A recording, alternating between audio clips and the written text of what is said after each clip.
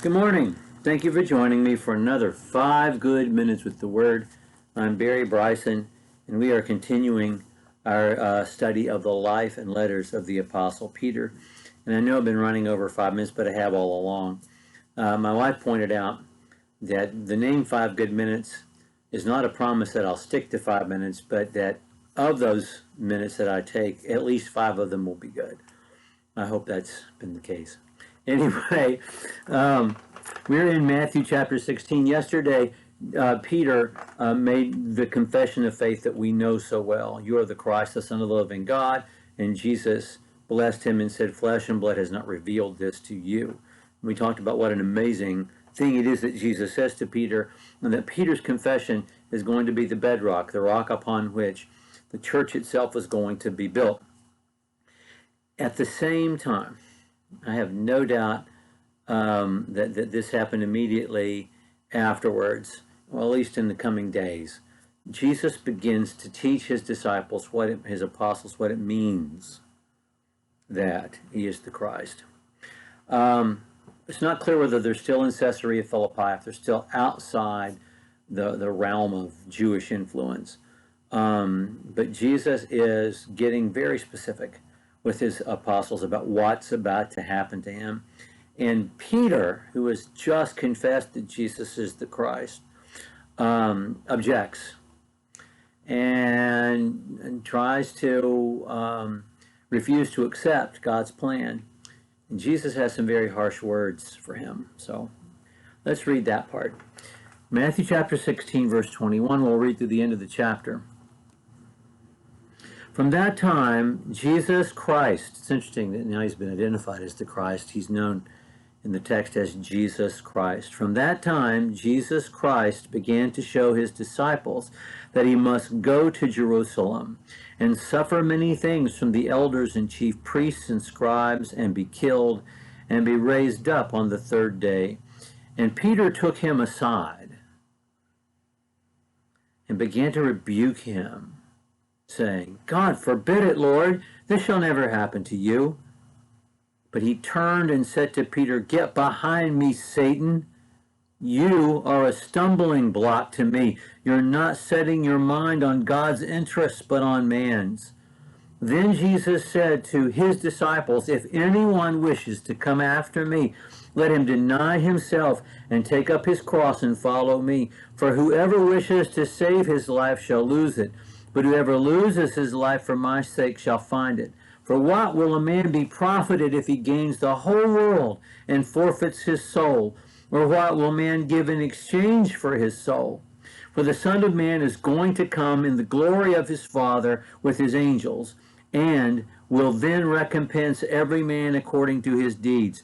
Truly I say to you, there are some who are standing here who shall not taste death until they see the Son of Man coming in his kingdom. Well, it's an interesting exchange, and it's one we know well, and yet one I don't know that we've thought through.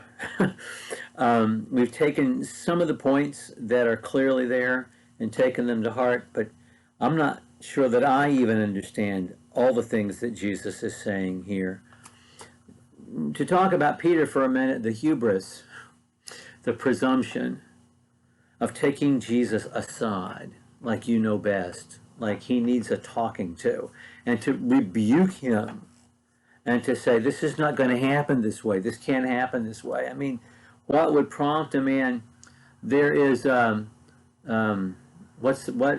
is the familiarity which breeds contempt. I don't know that this is contempt, but in this case, perhaps familiarity has bred presumption. But Jesus will have none of it. And he says, get behind me, Satan. Is he calling him the devil because Peter is being unwittingly the tool of the devil? Or is he calling him an opponent and a stumbling block? The word Satan, the Hebrew word, Satan, means adversary. It doesn't exactly mean the same thing that the Greek word diabolo means, diabolos, devil. A Satan is your adversary, the guy that wants to defeat you. And it could be, the prosecuting attorney against you in a court. That's your adversary. And so maybe he's just calling him his adversary. I really think he's talking not just to Peter, but to the devil himself, and saying, you can just stop that. I'm not listening to this. And telling Peter that you're not speaking for me, and you're certainly not speaking for God. You're speaking for the devil himself. I really think that Jesus is being that severe. And then he just lays down the ground. This is the way it's going to be. And if you're not on board for this, you're not on board for a life of discipleship. If anyone wishes to come after me, he must deny himself, take up his cross. They don't know he's going to die on a cross when he says this. Take up his cross. Luke adds the word daily. Take up his cross daily and deny himself and follow me. The visual of that. Jesus on the road to the cross, carrying that cross piece that is strapped to him. And then not just Jesus doing that, but there being this line of people, as far as the eye can see, similarly burdened, struggling under the weight, following Jesus step by step. That's what he says the life of discipleship is going to be. And if you're not good with that, you're not good with me or God's plan. And then he warns them about judgment. And then he says that thing in verse 28 that's unusual, that I don't know that I understand. Some of you will not taste death till they see the Son of Man coming in his kingdom. What does he mean by that? Because the coming of the kingdom can mean many things. The kingdom came on the day of Pentecost. In a sense, the kingdom came when Jesus raised from the dead. The kingdom, in a sense, has not come yet because all that God promised has not been accomplished. So there is a real sense of now and not yet as regard to the prophecies about the kingdom. So it's hard to know exactly what he's saying here. So I will not try to draw any conclusions from it either. Okay. Thank you for joining me for these 7 minutes. I hope 5 of them have been okay. Tomorrow, in the next group of verses, Matthew chapter 17 and the Mount of Transfiguration. Thank you for joining me for 5 good minutes.